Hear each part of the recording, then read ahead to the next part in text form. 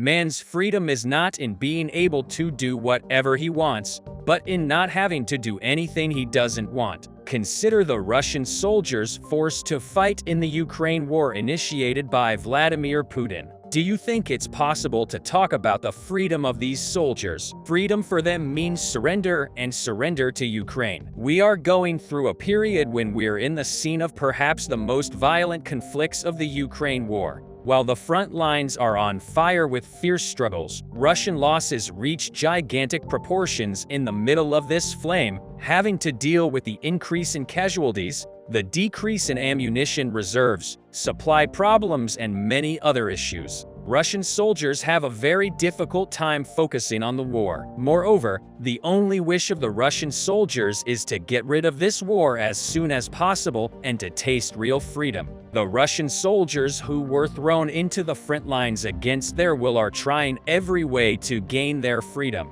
We have witnessed many times that Russian soldiers resorted to mass rebellions and desertions to get themselves out of the war. However, Russian soldiers who managed to approach the event a little more calmly find the right way to liberation. As we all know, on the road to liberation, Ukraine has never stopped extending a helping hand to the Russian soldiers. Ukraine has become a beacon of hope for tens of thousands of Russian soldiers with the I Want to Live project. Do you see that you are not greeted with flowers but with fire and curses? Did you notice that the commanders fled first? Anyone who surrenders voluntarily will be declared a prisoner of war. This will save all payments and benefits due to the Russian army. With these sentences used in Ukraine's I Want to Live project, tens of thousands of Russians applied to the project in droves. Russian soldiers who wanted out of the war, started by Putin, showed great interest in the I Want to Live project as a result of the calls of the Ukrainian President Vladimir Zelensky. A total of 9,836 people from the temporarily occupied regions of Russia and Ukraine tried to surrender to this project. In addition, this project becomes more meaningful with the participation of soldiers who prefer to surrender on the front lines. The moments when Russian troops surrendered to Ukraine's 10th Mountain Assault Brigade in the past days reflected the collapse of the Russian army. A number of Russian soldiers first emerged from a trench with their hands up and surrendered to the elite Ukrainian brigade. In the official account of the Ministry of Defense of Ukraine after the attack of the 10th Mountain Assault Brigade, the Russian invaders made the only right decision to surrender. This is how it has to be. In his nightly speech, Vladimir Zelensky also thanked his country's 10th Separate Mountain Assault Brigade for capturing Russian troops in Donetsk. Again, in the past weeks, the Russian soldiers who could not stand the heavy pressure of the Ukrainian forces in the Luhansk region in the direction of Kremenosvodov made the right decision and chose to surrender with the surrender of 52 Russian soldiers in the Luhansk region.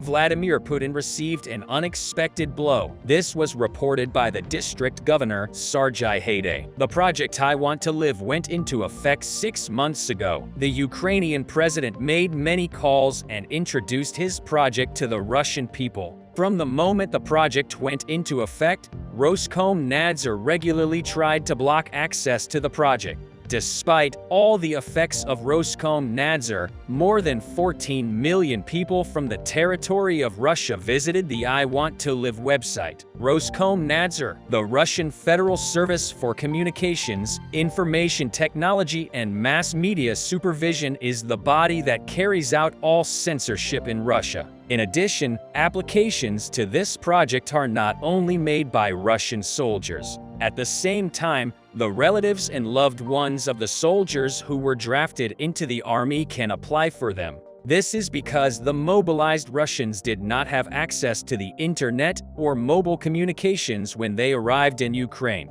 I Want to Live. Ich Zeit is a government project designed to help Russian military personnel surrender safely. The project receives more than 100 calls every day in the project with great demand. The Ukrainian authorities even added a chatbot to its website to meet this demand. The demand for the project is increasing day by day. So what could be the reason for such interest in Ukraine's I Want to Live project? We would be glad if you let us know your thoughts in the comments. Undoubtedly, the Russian leader himself made this project popular, not wanting to end the Ukraine war that's been going on for more than a year. Putin poured hundreds of thousands of soldiers to the front lines. With the escalation of the war on the front lines, the Russian soldiers suffered many heavy defeats. With the defeats the Russian army had suffered, it became unable to stop its military losses, especially in the past 2 months. Russian forces have lost about a third of the number of soldiers they lost at the last stage when the Russian soldier losses peaked. Thousands of Russians decided to take shelter in the Ukraine project to save their lives. Ukrainian Defense Ministry Defense Intelligence spokesman Andriy Yusov stated in December that 1,200,000 applications were received for the project.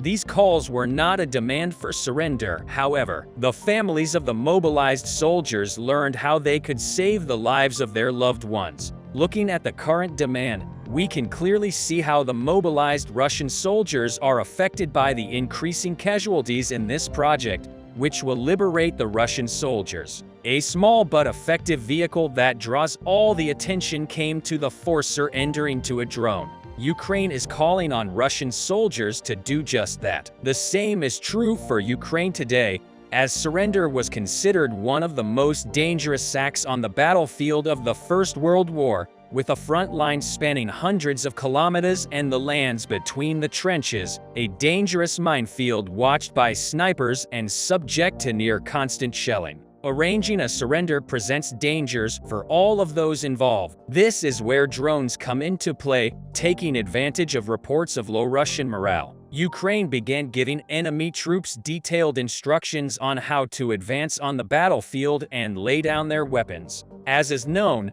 tens of thousands of unmanned aerial vehicles have been deployed across Ukraine to eliminate Russian soldiers, spy on their formations, and direct bombs at their targets. But the Ukrainian military has launched a program to use drones in a more unusual role. This unusual role is to guide Russian soldiers who want to surrender. The role of the drone in the project was exemplified when a Russian soldier threw his gun to the ground, raised his hands, and nervously followed a path determined by a drone leading him to the 54th Mechanized Brigade of the Ukrainian Army. A few weeks after this incident, the Ukrainian General Staff released a training video explaining how Russian soldiers could surrender to a Ukrainian drone. This is now part of Ukraine's far-reaching effort to persuade Russian soldiers to surrender to the I Want to Live project.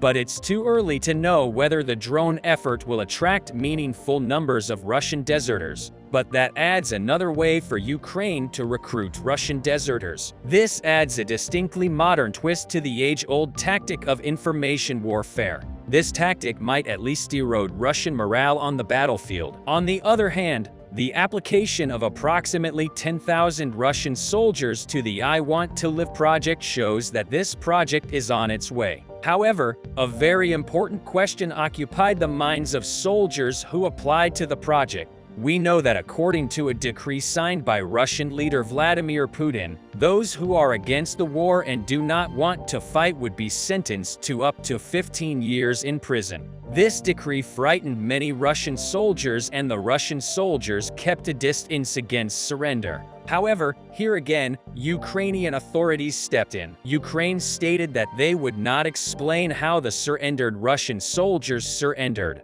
All surrendered Russian soldiers would be recorded as captured on the battlefield. Beside this, the Kiev government is making many commitments to the Russian soldiers who will surrender. The coordination headquarters for the treatment of prisoners of war assured that Russian soldiers would be treated in accordance with the terms of the Geneva Agreement. In addition, surrendering Russian soldiers will be able to monitor the conditions of stay of prisoners of war by the International Committee of the Red Cross and to receive assistance and legal support from other international organizations. As a result, the attitude of the Kiev government is quite humane. Despite the aggressive attitude of the Russian leader and the wind of fear that he has blown onto the territory of Ukraine, the leader of Kiev is striving to offer more humane living conditions to the Russian soldiers. We think that this project, which saved the lives of approximately 10,000 Russian soldiers, will become much more popular in the future.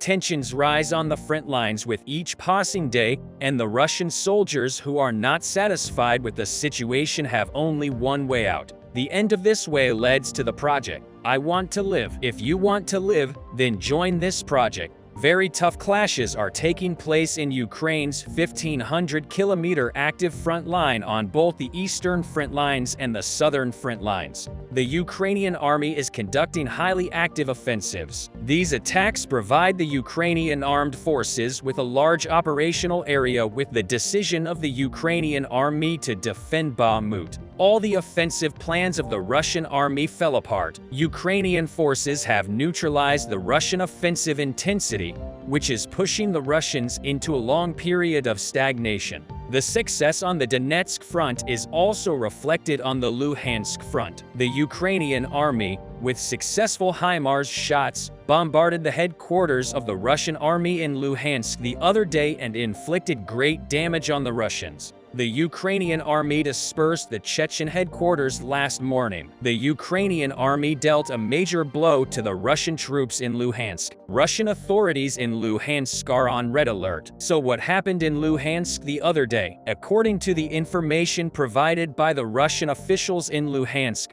a Russian headquarters where Kadyrov's soldiers were found was attacked using 6 HIMARS missiles. It was alleged that there were about 100 pro-Russian Chechens and some of the leading commanders of the Kadyrov army, along with the Russian soldiers in the headquarters. But given the distance from the headquarters, many other questions arise about the distance at which the attack can be carried out. Red beam missiles launched from Ukraine HIMARS were launched from a distance of around 120 kilometers with M30 and M31 missiles with a maximum allowable launch range of 92 kilometers. Taking into account the allowable missile launch range, the attack could have been carried out near Avdiivka since the headquarters was frequently used by pro-Russian Chechen soldiers and there was no security around it. It was easily hit by the Ukrainian army. Experts say the attack may have been carried out with long-range missiles, but it will be possible to learn from the reports of the Russian Defense Ministry and the Ukrainian General Staff. It was claimed that Ramzan Kadyrov was shocked by the attack, and during this shock, he hung up the phone and called General Gerasimov, the commander of the Ukrainian Russian troops, personally, and asked the general for information about the death of his men. So how did Ukraine hit the Russian headquarters from such a distance? Ukraine has probably used the Joint Direct Attack Munition, that is JDAM, or a smart bomb near the city of Bakhmut. Since the beginning of the war, Ukrainian authorities reported that JDAM was used by Ukrainian military forces against Russian targets near the Kurdyumov settlement. Pro-Russian officials of the Donetsk People's Republic said that Ukrainian forces dropped jump bombs on Kurdyumov near Donetsk-Bakhmut region to test the capability, and these bombs were used by Soviet-made fighter jets. JDAMs are air-dropped bombs. They were originally made for NATO aircraft, but Ukraine does not have such aircraft. This could be a combat test with a non-standard carrier. It may be especially true for MiG-29 multi-purpose warplanes. It was alleged that Ukraine was expected to be provided with advanced electronic equipment by the White House to convert unmanned aerial munitions into high-precision smart bombs.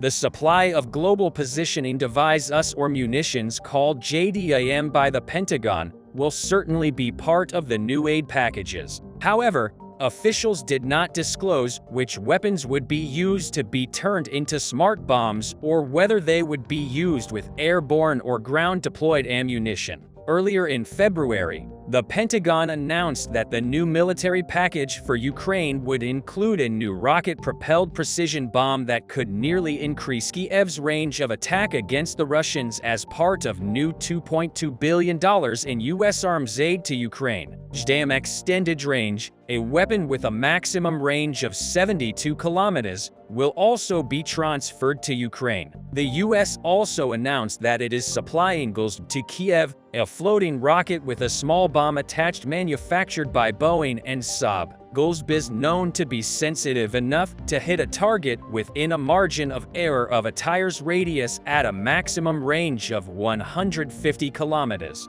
It's not yet certain what the ammunition used in the attack in Luhansk was, but considering the range at which the missiles were fired, Golzb bits have already entered the Ukrainian army inventory and have been actively used. So how does Ukraine acquisition of such powerful weapons affect the Russian war effort? According to U.S. officials, Russia's new offensive in Ukraine appears to have already stopped. Compared to previous weeks, the overall pace of Russian operations in Ukraine appears to have dropped. Russia has already launched an offensive and the counterattack from Kiev is coming soon. But Russia still hasn't gained any territory in Ukraine. A month after it started its offensive, Russian offensive actions have decreased significantly over the past week, with daily Russian ground attack falling from 100 to 80. Russian President Vladimir Putin's forces have largely lost their offensive potential due to significant losses of manpower and equipment.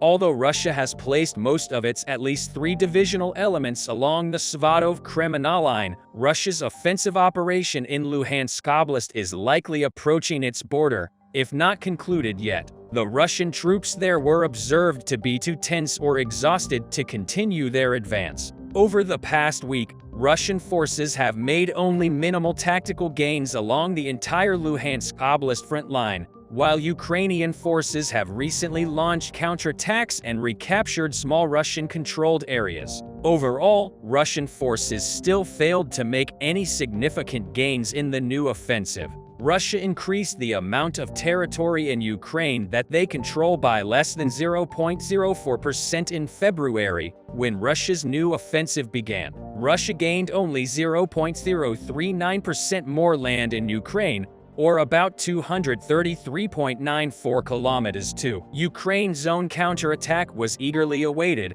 but the Ukrainian army is waiting for Western equipment supplies to launch the counterattack. We have passed a year of the war between Putin and the pro-Western Ukrainian government, but the war waged by Russian forces today is very different from when Russia first attacked Ukraine. Russia's war plans aimed at bringing about regime change in Ukraine in February 2022 were soon disrupted. Ukrainian President Vladimir Zelensky, who did not leave his army and country at the head of his country, received great support from the people in a short time, and it was soon understood that the current Ukrainian administration would not collapse. Therefore, Russia changed its war plans and Russian forces carried out attacks involving civilian targets on Ukrainian territory. However, this method did not benefit Moscow in any way. On the contrary, as the Russians tried to eliminate civilian targets in Ukraine in the later days of the war, Ukrainian forces were able to recapture most of the territory under Russian control. In addition to these achievements by the Ukrainian army, the attacks on the Russian headquarters in the Luhansk region are currently upsetting the entire balance of the Russian army, thanks to the accurate intelligence provided by the foreign intelligence services to the Ukrainian armed forces. The Ukrainian army is now focused on taking control of the city of Bakhmut. The Ukrainian armed forces is meticulously preparing for a counterattack that will begin in about 2 months.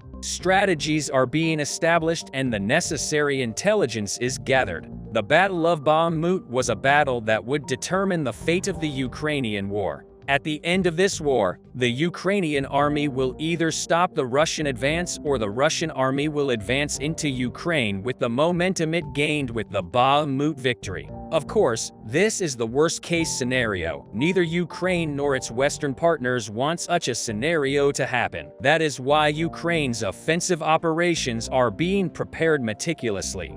The biggest news is coming from the east. Here, Ukrainians tried to widen the corridor to Bakhmut and push Russian anti-tank guided missile systems away from the road. Ukrainians were facing a lot of difficulties in dealing with ATACMS, but when one Ukrainian crew started detecting and destroying the systems with javelins, the situation rapidly shifted in Ukrainian favor. Last time I told you that Ukrainians conducted a successful counterattack in the southern part of the region and improved the security of the Ivanovsky Highway, which they immediately started to use. I also told you that Ukrainian reconnaissance and HIMARS crews are destroying up to 3 Russian assault units per day before they even launch their assaults. The freshest report suggests that Ukrainians continue to spot and destroy Russian assault units while they are walking towards their target. Today, Ukrainian 3rd Assault Brigade released a video showing how they detected another assault squad north of Bakhmut, communicated the coordinates to the artillery team, and prevented the attack by killing the enemy on the approach.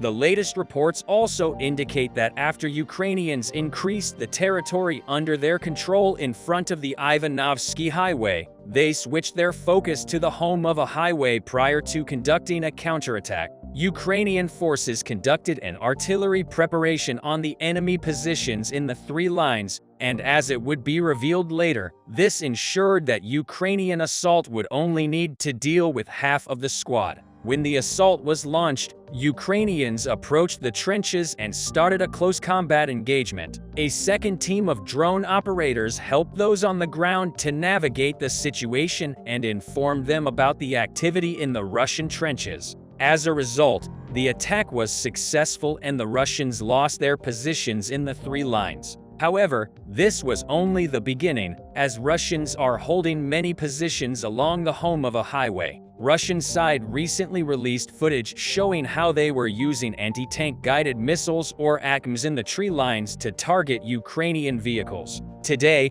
the Ukrainian side released footage showing how they started spotting Russian GM positions and then destroying them with javelins in order to reduce Russian fire control over the road even more. Ukrainians also put emphasis on destroying Russian mortar crews. This task proved to be much more difficult because they do not have to be located close to the contact line. However, today Ukrainian 127th Brigade released a video of how they tracked down a Russian car and discovered that it was supplying mortar crews with ammunition. As a result, they destroyed the vehicle with a drone and communicated the enemy mortar positions to the artillery. Ukrainian intelligence has recently intercepted a Russian call which revealed that Russian forces around Bakhmut are leaving their positions. It mentioned that there are 119 cases of desertion and that 70 were already found and will likely go to jail. This is not surprising given the level of losses that Russians are incurring near Bakhmut. American Chairman of the Joint Chiefs of Staff,